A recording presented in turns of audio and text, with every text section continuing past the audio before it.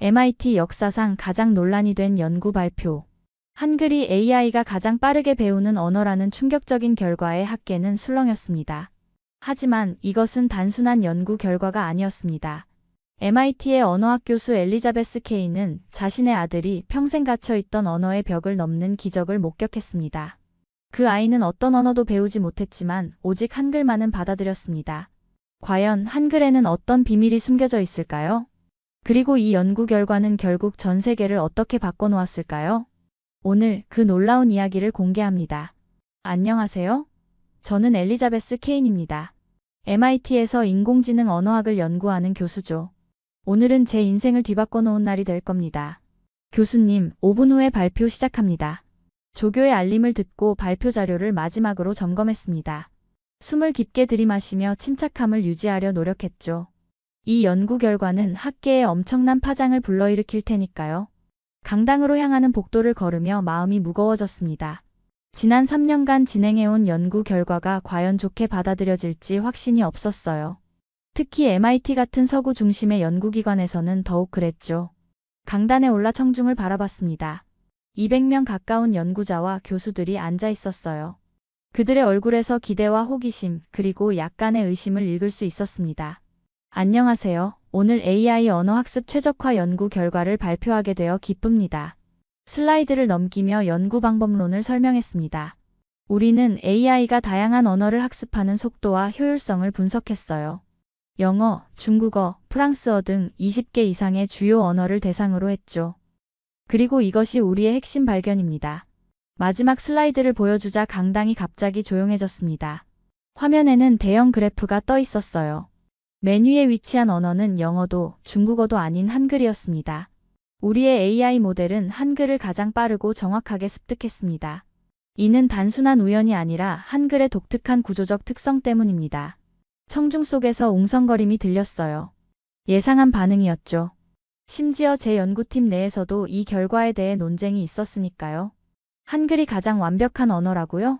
말도 안 되는 소리입니다. 앞줄에 앉아있던 언어학과 교수가 소리쳤습니다.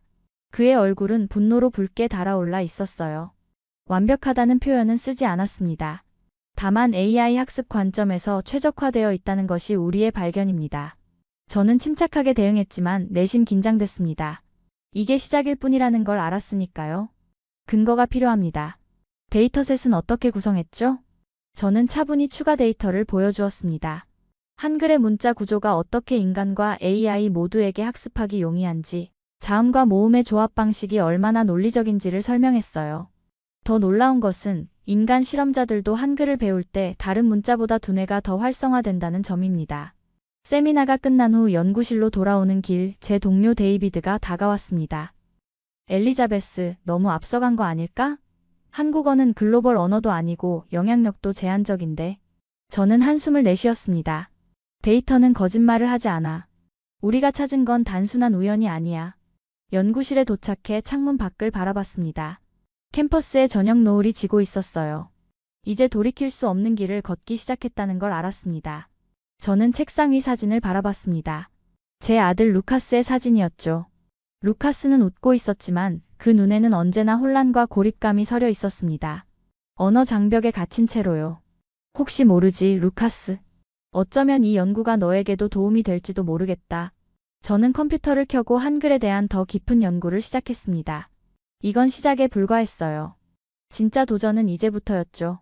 저는 아침마다 같은 일상을 반복합니다. 5시 30분에 일어나 커피를 내리고 루카스의 방을 살펴보죠.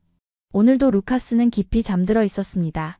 침대 옆 책상에는 수학 문제집과 복잡한 패턴 디자인이 가득한 노트가 펼쳐져 있었어요. 루카스는 제 유일한 가족입니다. 남편과는 루카스가 3살 때 이혼했어요. 자폐 스펙트럼 진단 직후였죠. 헨리는 견디지 못했습니다. 그리고 저는 혼자 남았습니다. 천재적인 두뇌를 가졌지만 세상과 소통할 언어가 없는 아이와 함께요. 루카스, 일어날 시간이야.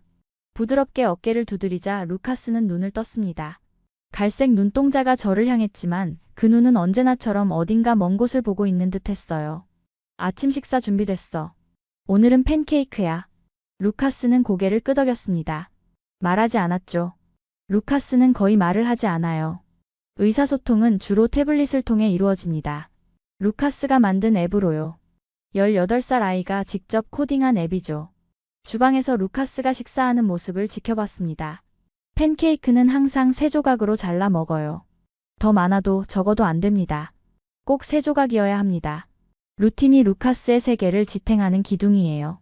출근 준비를 하며 거실 벽에 걸린 학위증들을 바라봤습니다. 하버드 언어학 학사, 스탠포드 컴퓨터 과학 석사, MIT 인공지능 박사. 화려한 경력이지만 정작 제 아들의 언어 장벽은 해결하지 못했어요. 세계적인 AI 언어학자가 자기 아들과 대화하는 법도 모른다니 아이러니하지 않아? 수년간 루카스에게 다양한 언어를 시도해봤어요. 영어는 물론 프랑스어, 스페인어, 심지어 시각적 요소가 강한 중국어까지. 하지만 모두 실패했습니다. 루카스의 두뇌는 어떤 언어도 자연스럽게 받아들이지 못했어요. 차를 타고 MIT로 향하는 길, 어제 발표 후에 혼란스러운 반응들이 머릿속을 맴돌았습니다. 연구팀의 반발, 학장의 우려 섞인 전화, 심지어 몇몇 동료들의 냉소적인 눈빛까지. 갑자기 제 연구가 무의미하게 느껴졌어요. 하지만 이내 생각을 정리했습니다. 아니, 이 연구는 중요해요. 단순히 학문적 호기심에서 시작했지만 이제는 그 이상의 의미가 있습니다. 특히 루카스를 생각하면 더욱 그렇죠. 연구실에 도착하자 조교 소피아가 다가왔습니다. 교수님, 대학 신문사에서 인터뷰 요청이 왔어요. 그리고 한국에서 온 메일도 있습니다. 한국에서? 의아했습니다. 발표 내용이 벌써 한국까지 알려졌나 봅니다. 메일을 열어보니 서울대학교 언어학과 박세진 교수의 연락이었어요. 한글 연구의 권위자라고 자신을 소개한 박세진 교수는 제 연구에 큰 관심을 보이며 협력 가능성을 타진했습니다. 오후에는 연구팀 회의가 있었습니다. 예상대로 분위기는 좋지 않았어요. 교수님, 우리가 발견한 건 단순한 통계적 편향일 수 있습니다. 수석 연구원 마크의 말에 여러 팀원들이 동조했습니다. 그들의 눈빛에서 불신을 읽을 수 있었어요. 추가 검증을 진행할 거야. 다른 AI 모델로, 더 다양한 학습 방식으로. 결과가 같다면 우리의 발견은 유효해. 집으로 돌아오는 길, 루카스를 위한 특수학교에 들렀습니다. 교실 창문 너머로 루카스를 지켜봤어요. 다른 아이들과 떨어져 혼자 앉아 무언가를 그리고 있었죠. 루카스의 수학 능력은 정말 놀랍습니다. 케인 박사님. 하지만 언어 수업에서는 계속 어려움을 겪고 있어요. 담당 선생님의 말에 가슴이 아팠습니다. 세상과 소통하지 못하는 천재, 그것이 루카스의 현실이었어요. 집에 돌아와 저녁을 준비하며 갑자기 떠오른 생각이 있었습니다. 한글을 루카스에게 가르쳐 볼까? 어쩌면 AI가 가장 효율적으로 배우는 언어라면 루카스에게도 도움이 될지 모르겠다는 생각이 들었어요. 저녁 식사 후 루카스가 태블릿으로 무언가를 보여주었습니다. 오늘 완성한 수학 문제였어요. 복잡한 미적분 문제를 완벽하게 풀어냈더군요. 놀랍구나, 루카스. 루카스의 머리를 쓰다듬으며 생각했습니다. 세상의 언어를 배우지 못하는 아이가 세상에서 가장 아름다운 언어인 수학은 완벽하게 이해하고 있다는 아이러니. 그리고 갑자기 확신이 들었습니다. 한글을 루카스에게 가르쳐 봐야겠다고요. 오늘 아침 일찍 연구실에 도착했습니다. 어제 발표 이후 저에게는 더 확실한 증거가 필요했어요. 비판과 의심의 목소리를 잠재우기 위해선 말이죠. 여보세요, 마틴? 실험실로 와줄래? 새 테스트 세트를 구성해야 해. 마틴은 제 연구팀의 데이터 사이언티스트입니다. 발표 내용에 다소 회의적이긴 했지만 객관적인 시각을 가진 사람이죠. 무엇을 하시려는 건가요, 교수님?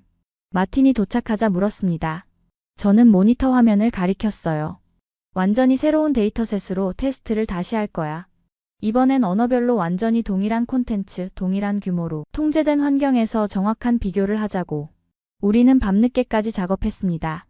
10개 주요 언어에 대해 각각 5만 개의 문장, 총 50만 문장의 새 데이터셋을 구성했어요. 모든 변수를 최대한 통제했죠. 실험 시작합니다.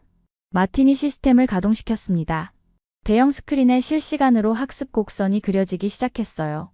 각 언어마다 다른 색상의 선으로 표시되었죠. 초기에는 모든 선이 비슷한 속도로 상승했습니다. 예상대로군요. 초기 단계에서는 큰 차이가 없어요. 3시간이 지나자 차이가 보이기 시작했습니다. 빨간색 선이 다른 선들보다 약간 높게 형성되었어요. 6시간이 지나자 그 차이는 더욱 뚜렷해졌습니다. 이건 통계적 오류가 아니에요. 마틴의 목소리에 놀라움이 묻어났습니다. 12시간이 지나자 결과는 명확했어요. 한글이 가장 높은 학습 효율성을 보였고 그 다음으로 핀란드어, 스페인어, 영어 순이었습니다. 왜 그런 걸까요? 무엇이 한글을 이렇게 효율적으로 만드는 걸까요? 마틴이 물었습니다. 저는 컴퓨터 앞에 앉아 한글의 구조를 분석하기 시작했어요. 한글은 다른 문자 체계와 달라 자음과 모음이 블록 형태로 조합되는 독특한 구조를 가지고 있어. 그리고 각 글자는 발음 기관의 모양을 본떠 만들어졌지. 이런 논리적이고 직관적인 구조가 AI 학습에 최적화된 것 같아. 다음 날 아침 저는 연구 결과를 학과장에게 보고했습니다. 기대와 달리 그의 반응은 냉담했어요. 엘리자베스, 이 연구가 가치 있다는 건 인정해. 하지만 솔직히 말하면 상당히 위험한 주장이야. 한글이 영어나 중국어보다 우수하다니 정치적 함의가 크지 않겠어? 저는 답답함을 느꼈습니다. 과학은 정치적 편의를 위해 존재하는 게 아니에요. 우리는 데이터를 따를 뿐입니다. 연구실로 돌아와 팀 미팅을 소집했습니다. 12명의 연구원들 앞에서 새로운 실험 결과를 발표했어요. 반응은 갈렸습니다. 절반은 흥미로워했고 나머지 절반은 여전히 회의적이었죠. 이게 단순한 우연이 아니라면 한글의 어떤 특성이 이런 결과를 만들어낸 걸까요? 소피아가 물었습니다. 저는 화이트보드에 한글의 구조를 그려 보였어요. 한글은 표음 문자인 동시에 과학적 원리에 기반해 만들어졌어. 각 자음은 발음 기관의 모양을 본떴고 모음은 철학적 원리를 반영했지. 이런 논리적 체계가 패턴 인식에 최적화된 AI에게 특히 유리한 거야. 더 놀라운 건 한글이 인간의 두뇌 발달에도 긍정적 영향을 미친다는 거야. 특히 언어 습득 단계에 있는 아이들에게서 이런 효과가 더 두드러져. 이 말에 연구팀 모두가 주목했습니다. 특히 뇌과학 배경을 가진 줄리안이 눈을 빛냈어요. 그럼 언어 장애가 있는 사람들에게도 도움이 될 수 있을까요? 이 질문에 제 마음이 갑자기 루카스에게로 향했습니다. 루카스, 수학의 천재지만 언어의 세계에서는 길을 잃은 아들. 어쩌면 그에게 한글이 희망이 될 수 있을까요? 그건 앞으로 연구해볼 가치가 있는 주제야. 미팅이 끝난 후 메일함을 확인했습니다. 박세진 교수에게서 답장이 왔더군요. 내일 화상회의를 하자는 제안이었습니다. 저는 흥분된 마음으로 수락했어요. 한글 전문가와의 대화는 분명 우리 연구에 큰 도움이 될 테니까요. 연구실을 나서며 결심했습니다. 이제 이 연구는 단순한 학술적 호기심을 넘어섰어요. 언어와 인지 발달의 새로운 가능성을 여는 문이 될 수도 있습니다. 그리고 어쩌면 루카스에게도 도움이 될지 모르죠. 오늘 아침 저는 연구실에서 첫 화상회의를 준비했습니다. 서울에 있는 박세진 교수와의 만남이죠. 설렘과 긴장이 교차했습니다. 한글 전문가의 의견이 제 연구에 어떤 영향을 미칠지 궁금했어요. 화면이 켜지고 박세진 교수의 모습이 나타났습니다. 50대 중반으로 보이는 그는 단정한 차림새에 친절한 미소를 지니고 있었어요. 케인 교수님 만나서 반갑습니다. 교수님의 연구 결과에 큰 관심이 있었습니다. 박세진 교수의 영어는 유창했습니다. 그의 목소리에서 진정한 학자의 열정이 느껴졌어요. 관심 가져주셔서 감사합니다. 한글 전문가의 의견이 필요한 상황이었거든요. 박세진 교수는 고개를 끄덕였습니다. 케인 교수님, 한글은 단순한 문자가 아닙니다. 과학과 철학이 결합된 독특한 창조물이죠. 세종대왕은 15세기에 이미 언어학, 음성학, 인지과학을 아우르는 통찰을 가지고 있었습니다. 그는 스크린을 공유하며 한글의 구조를 자세히 설명하기 시작했어요. 자음은 발음 기관의 모양을 본떴습니다. 기역은 혀가 목구멍을 막는 모양, 니은은 혀가 윗잇몸에 닿는 모양이죠. 이런 시각적 구조가 뇌의 언어 학습 영역을 자연스럽게 자극합니다. 이런 시각적, 논리적 구조가 AI 학습에도 최적화되어 있다고 생각하시나요? 박세진 교수는 흥분된 표정으로 대답했습니다. 절대적으로 그렇습니다. 한글은 규칙성, 논리성, 체계성을 겸비했습니다. 패턴 인식에 최적화된 AI가 한글을 빠르게 학습하는 것은 당연한 결과죠. 박 교수님, 자폐 스펙트럼이나 언어 장애가 있는 사람들에게 한글이 더 배우기 쉬울 수 있을까요? 이 질문에 박세진 교수의 눈이 빛났습니다. 흥미로운 질문입니다. 실제로 한국에서는 자폐 아동들이 한글을 통해 의사소통 능력을 향상시킨 사례들이 있습니다.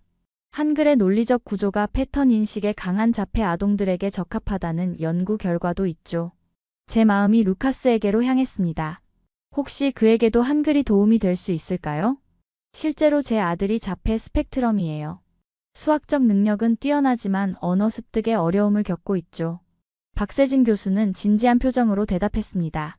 케인 교수님, 한글을 아드님에게 가르쳐 보세요. 어쩌면 놀라운 결과를 볼 수도 있습니다. 한글은 수학처럼 논리적이고 규칙적인 체계를 가지고 있어요. 회의가 끝난 후 저는 연구실에서 한참을 생각에 잠겼습니다. 마음 한켠에서는 흥분이, 다른 한켠에서는 의구심이 일었어요. 과연 한글이 그렇게 특별한 문자일까? 정말 루카스에게 도움이 될까? 그날 저녁 집에 돌아와 루카스에게 다가갔습니다. 그는 평소처럼 컴퓨터 앞에 앉아 있었어요. 한글을 가르쳐 보기로 결심했습니다. 저는 주말 아침 루카스의 방문을 조심스레 두드렸습니다. 평소라면 수학 문제나 프로그래밍에 몰두해 있을 시간이죠. 오늘은 특별한 계획이 있었습니다. 루카스, 같이 새로운 걸 배워볼래? 루카스는 고개를 들었습니다. 호기심 어린 눈빛이 저를 향했어요. 저는 태블릿을 꺼내 한글 학습 앱을 보여주었습니다. 박세진 교수가 추천해준 앱이었죠. 이건 한글이라는 문자야. 한국에서 쓰는 글자지. 네가 좋아하는 수학처럼 규칙적이고 논리적인 체계를 가지고 있어. 루카스는 태블릿을 받아들었습니다. 화면에 나타난 한글 자음과 모음을 유심히 살펴보는 모습이었어요. 저는 큰 기대는 하지 않았습니다. 수년간 여러 언어를 시도했지만 모두 실패했으니까요. 여기 봐. 기억은 혀가 목구멍을 막는 모양을 본뜬 거야. 니은은 혀가 윗잇몸에 닿는 모양이고. 놀랍게도 루카스는 집중하는 모습이었습니다. 평소 언어 학습에 보이던 저항감이 없었어요. 자음과 모음을 따라 그리기 시작했습니다. 이 자음과 모음은 조합해서 하나의 글자를 만들 수 있어. 마치 방정식의 변수처럼 말이지. 루카스의 눈이 반짝였습니다. 수학적 비유가 통한 건지 그는 빠르게 자음과 모음을 조합하기 시작했어요. 가, 나, 다. 잘했어, 루카스. 2시간이 지났습니다. 루카스는 여전히 한글에 집중하고 있었어요. 이건 정말 전례 없는 일이었습니다. 영어 알파벳을 배울 때는 20분도 집중하지 못했던 아이가 한글 앞에서는 2시간을 버티고 있었어요. 엄마, 이건 숫자 같아. 루카스가 갑자기 말했습니다. 저는 깜짝 놀랐어요. 루카스가 먼저 말을 건 건 정말 드문 일이었으니까요. 그래, 어떤 점이 숫자 같니? 규칙적이야. 패턴이 있어. 예측 가능해. 루카스의 설명은 간결했지만 그 안에는 깊은 통찰이 담겨 있었습니다. 그는 한글의 체계적인 구조를 직관적으로 이해한 것 같았어요. 일주일이 지났습니다. 루카스는 놀라운 속도로 한글을 익혀갔어요. 단순히 글자를 읽는 것을 넘어 간단한 단어를 쓰기 시작했습니다. 사과, 물, 책과 같은 기본 단어들이었죠. 루카스, 이 그림이 뭐지? 사과요. 루카스가 한글로 쓴 단어를 가리키며 대답했습니다. 그의 목소리에 자신감이 느껴졌어요. 영어로 대화할 때는 결코 보이지 않던 모습이었습니다. 2주가 지나자 변화는 더욱 뚜렷해졌습니다. 루카스는 한글로 간단한 문장을 만들기 시작했어요. 나는 사과를 좋아한다. 오늘은 맑은 날이다. 같은 문장들이었습니다. 가장 놀라운 변화는 소통 방식이었어요. 루카스는 태블릿을 통해서가 아니라 직접 말로 의사를 표현하기 시작했습니다. 물론 아직 서툴고 어색했지만 눈에 띄는 발전이었어요. 학교 선생님도 변화를 알아챘습니다. 케인 박사님, 루카스가 요즘 달라졌어요. 다른 아이들과 조금씩 교류하기 시작했고 수업 시간에도 질문에 답하려고 노력해요. 믿기 힘든 일이었습니다. 한글이 루카스의 언어 장벽을 허물고 있었어요. 마치 오랫동안 잠겨있던 문이 열리는 것 같았습니다. 저는 즉시 박세진 교수에게 연락했습니다. 루카스의 변화를 알려주고 싶었어요. 놀랍지만 예상했던 결과입니다. 케인 교수님. 한글은 패턴 인식에 강한 두뇌의 맞춤형 문자예요. 아드님의 수학적 사고방식과 한글의 논리적 구조가 시너지를 이루고 있는 겁니다. 한 달이 지났습니다. 루카스는 이제 한글로 일기를 쓰기 시작했어요. 짧지만 자신의 생각과 감정을 표현하는 글이었습니다. 영어로는 결코 하지 않았던 일이죠. 저는 밤마다 루카스의 변화를 기록했습니다. 이건 단순한 개인적 경험이 아니라 중요한 연구 자료가 될 수 있었어요. 한글이 언어 장애를 가진 사람들에게 새로운 소통의 다리가 될 수 있다는 증거였습니다. 엄마, 내 이름을 한글로 쓰고 싶어요. 루카스가 어느 날 말했습니다. 저는 웃으며 루카스를 한글로 써주었어요. 그는 그 글자를 유심히 바라보더니 자신의 노트에 정성스레 따라 썼습니다. 이제 더 이상 의심할 여지가 없었습니다. 한글은 루카스에게 특별한 의미를 지닌 문자였어요. 그리고 이 발견은 제 연구에도 결정적인 증거가 되었습니다. 루카스의 놀라운 변화에 힘입어 저는 MIT에서 중간 연구 발표를 준비했습니다. 이제 AI뿐만 아니라 실제 사례를 통해 한글의 효과를 증명할 수 있게 되었으니까요. 케인 교수 발표 10분 전입니다. 소피아의 알림에 심호흡을 했습니다. 오늘 이 발표가 제 연구의 미래를 결정할 거라는 예감이 들었어요. 강당에 들어서자 이전보다 더 많은 사람들이 모여 있었습니다. 학과장을 비롯한 대학 고위 관계자들도 보였어요. 그리고 몇몇 기업 관계자들도 자리에 앉아 있었죠.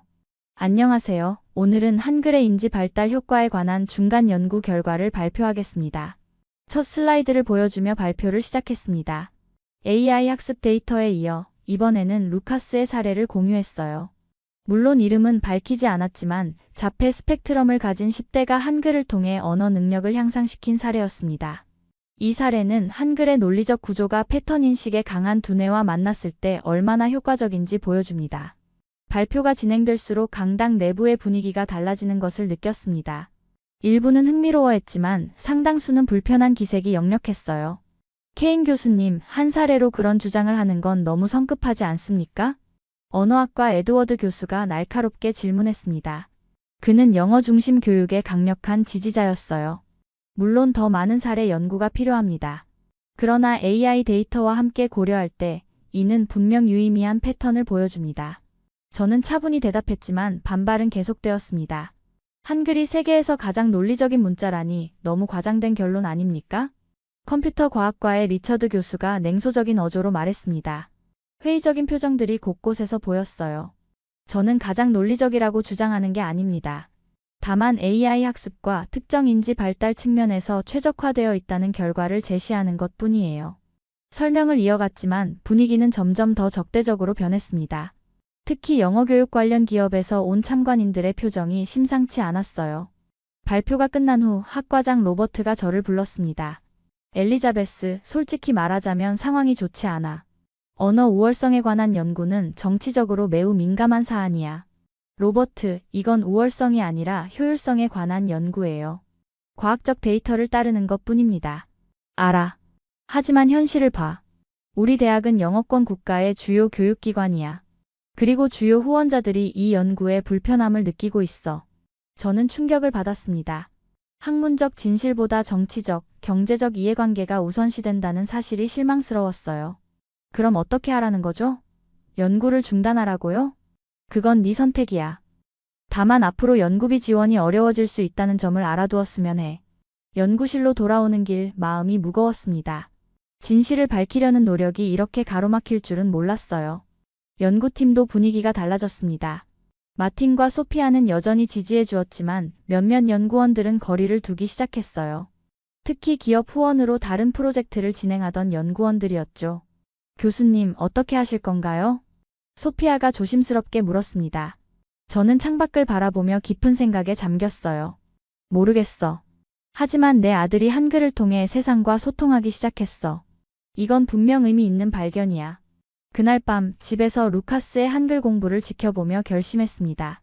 이 연구는 단순한 학문적 호기심을 넘어섰어요. 이제는 사명이 되었습니다. 연구비가 끊기더라도 반발이 있더라도 계속해야 했습니다. 루카스처럼 언어의 세계에서 소외된 사람들에게 희망을 줄 수 있는 연구였으니까요. 다음 날 아침 박세진 교수에게 현 상황을 이메일로 전했습니다. 곧바로 답장이 왔어요. 케인 교수님, 낙심하지 마세요. 진실은 항상 밝혀지기 마련입니다. 제가 한국에서 도울 수 있는 방법을 찾아보겠습니다. 작은 희망의 불씨가 생겼습니다. 어쩌면 MIT가 아니더라도 이 연구를 계속할 방법이 있을지도 모르겠다는 생각이 들었어요. 저는 루카스의 사진을 바라보았습니다. 이제 그의 눈에는 전과 다른 빛이 있었어요. 세상과 소통하기 시작한 아이의 눈빛이었습니다. 포기할 수 없어. 절대로. 저는 다음 단계를 계획하기 시작했습니다. 이제 한 명이 아니라 더 많은 아이들에게 한글을 가르치는 실험이 필요했어요. 증거를 더 모아야 했습니다. 그리고 무엇보다 MIT 고위 관계자들을 직접 설득할 방법을 찾아야 했어요. 일주일간 고민 끝에 저는 과감한 결심을 했습니다. MIT 총장 마이클 윌슨에게 직접 면담을 요청했어요. 비서는 처음엔 난색을 표했지만 제가 인공지능과 인간, 언어 발달의 미래라는 주제로 이야기하고 싶다고 하자 결국 15분의 시간을 허락했습니다. 저는 박세진 교수에게도 연락해 화상으로 면담에 참여해달라고 부탁했습니다. 그는 흔쾌히 수락했어요. 면담 당일 저는 루카스의 최근 한글 작문과 그가 처음으로 학교에서 발표를 한 영상을 준비했습니다. 모두 한글 학습 이후의 변화였죠. 총장실 문을 두드렸습니다. 가슴이 두근거렸어요. 이 만남이 제 연구의 운명을 결정할 테니까요. 마이클 총장은 딱딱한 표정으로 저를 맞이했습니다. 옆에는 학과장 로버트와 연구 담당 부총장이 앉아 있었어요. 노트북을 열고 박세진 교수와 연결했습니다. 저는 제 연구에 대한 우려가 많다는 것을 인정하면서도 이 연구가 실제 사람들의 삶을 변화시킬 수 있는 중요한 발견이라는 점을 강조했습니다. 루카스의 사례를 설명했습니다. 물론 그가 제 아들이라는 사실은 밝히지 않았어요. 다만 자폐 스펙트럼을 가진 학생이 한글을 통해 언어 능력을 획기적으로 향상시켰다는 사실만 강조했습니다. 마이클 총장의 표정이 조금씩 달라졌습니다. 특히 루카스의 변화를 담은 영상에 명백히 관심을 보였어요. 총장이 왜 하필 한글인지 질문하자 박세진 교수가 답했습니다. 한글이 세계 문자 중 유일하게 과학적 원리에 기반해 인위적으로 창제된 문자라는 점을 설명했어요. 발음 기관의 모양을 본떠 만들어진 자음, 철학적 원리가 담긴 모음, 그리고 이들의 조합 방식이 뇌의 패턴 인식 능력과 완벽하게 조화를 이룬다고 강조했습니다. 이어서 저는 하버드, 스탠포드의 동료 연구자들이 보낸 지지 메일을 보여주었습니다. 그들도 제 연구 방향에 큰 관심을 보이고 있었어요. 총장님, 우리가 영어권 대학이라는 이유로 이 연구를 제안한다면 그것은 학문적 성찰이 아닙니다. 과학은 국경과 언어의 경계를 넘어서야 하지 않을까요? 마이클 총장은 잠시 생각에 잠겼습니다. 그리고 만약 이 연구를 계속한다면 어떤 방향으로 진행하고 싶은지 물었어요. 저는 기회를 놓치지 않았습니다. 가온 세종 프로젝트라는 연구를 제안하고 싶습니다. AI 기술과 한글의 과학적 원리를 접목해 언어 장애를 가진 사람들을 위한 새로운 학습 방법을 개발하는 프로젝트입니다. 가온이라는 이름의 의미를 묻자 한국어로 중심이라는 뜻이라고 설명했습니다. 이 프로젝트가 MIT와 서울대의 협력을 중심으로 동서양의 지식을 통합해 새로운 가능성을 여는 시작점이 되길 바란다고 덧붙였어요.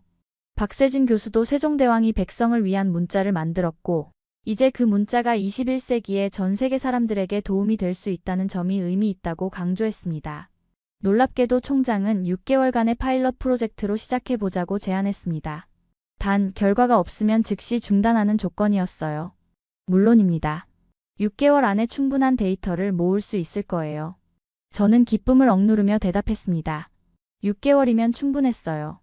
이미 루카스의 사례가 있었고 박세진 교수가 한국에서 더 많은 참가자를 모집하기로 했으니까요. 면담이 끝나고 연구실로 돌아오는 길 가슴이 벅찼습니다. 불가능해 보였던 일이 현실이 되었어요. 그것도 MIT 총장의 지원으로 말이죠. 연구실에서 소피아와 마틴에게 소식을 전했습니다. 그들의 눈빛에서 기대와 흥분을 읽을 수 있었어요. 가온 세종 프로젝트. 정말 좋은 이름이네요.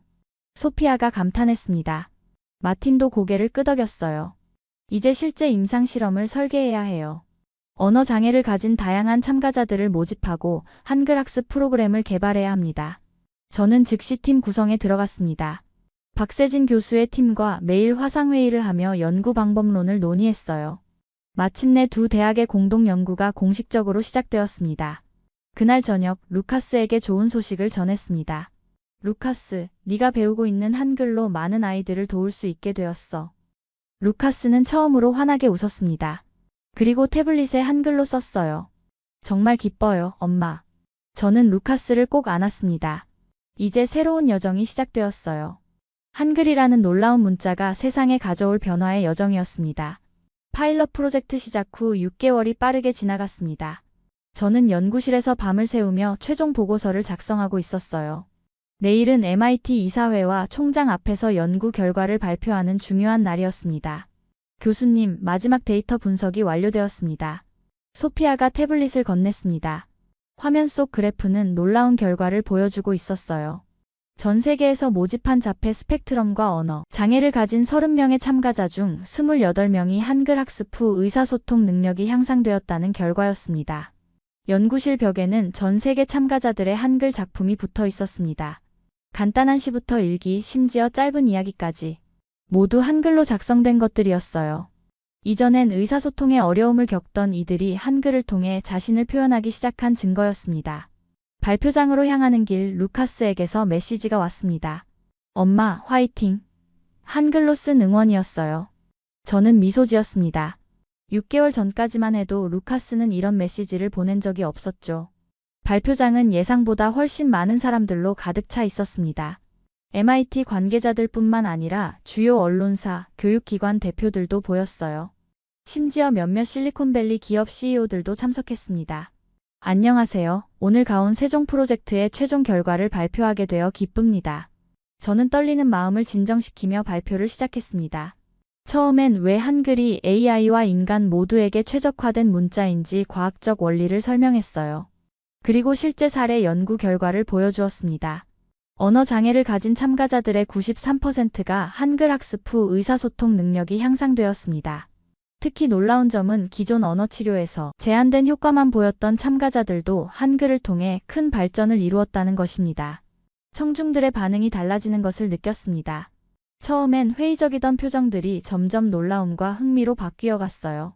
질의응답 시간, 놀랍게도 과거에 가장 비판적이었던 에드워드 교수가 먼저 손을 들었습니다.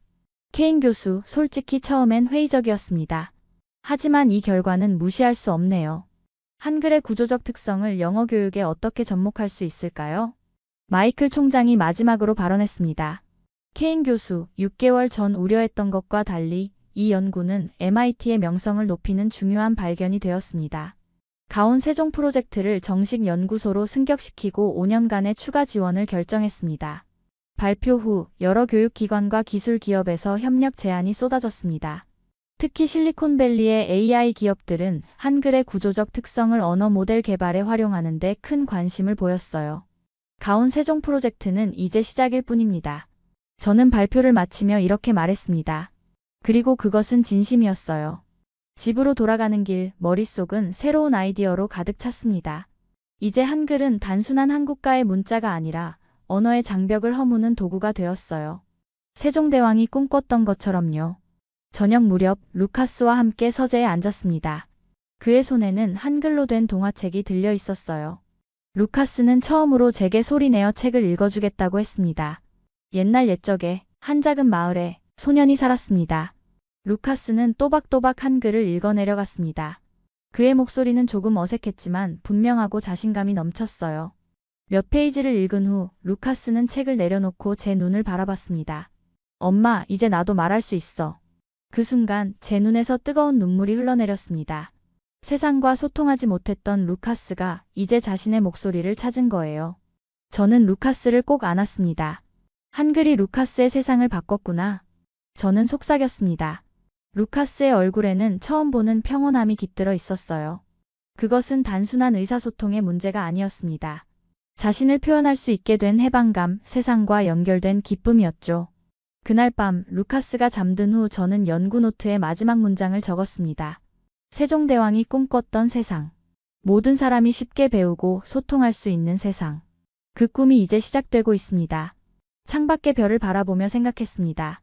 600년 전 한왕이 만든 문자가 오늘날 AI 시대에 새로운 가능성을 열고 있다는 사실이 경이로웠어요. 그리고 그 문자가 제 아들에게 목소리를 돌려주었다는 것이 더욱 놀라웠습니다. 가온 세종연구소의 문이 열리고 한글의 과학적 원리가 전 세계로 퍼져나가기 시작했습니다. 이것은 끝이 아니라 시작이었어요. 모든 사람이 자신을 표현할 수 있는 세상을 향한 첫걸음이었습니다. 세종대왕이 꿈꿨던 미래는 지금 시작되고 있습니다. 오늘의 사연은 어떠셨나요? 이번 영상을 어떻게 생각하시는지 댓글로 의견을 남겨주세요. 오늘의 감동 나누기 사연이 의미 있다고 생각하신다면 좋아요를 눌러주세요. 1초밖에 안 걸리지만 좋아요를 한번 눌러주시면 감동 나누기에서 더 좋은 사연을 소개해드리는데 큰 힘이 된답니다. 오늘도 행복한 하루 보내세요. 감사합니다.